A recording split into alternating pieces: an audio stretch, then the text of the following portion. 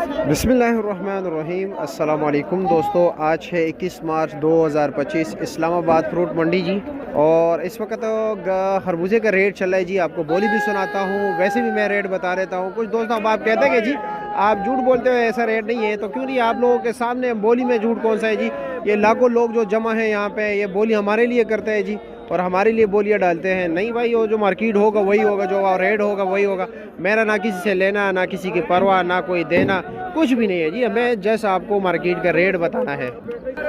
1250 रुपये बोली चल रही है। सामने माल पड़ा हुआ है, माल भी आपको दिखा देता हूँ। रश काफ़ी ज़्यादा हुआ जी।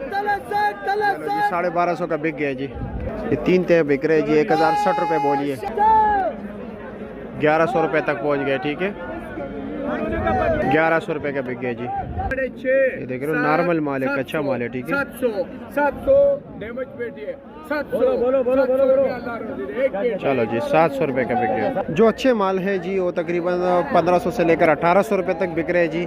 उसके बाद वीआईपी माल बिक रहा है जी 1400 1500 रुपये का, 1300 रुपया। और जो 3 तह माल है वो 900 रुपये 800 रुपये से बल्कि लेकर तकरीबन 1100 रुपये तक इस वक्त इस्लामाबाद सब्ज़ी मंडी में उसका फ्रूट मंडी में रेट चल रहा है।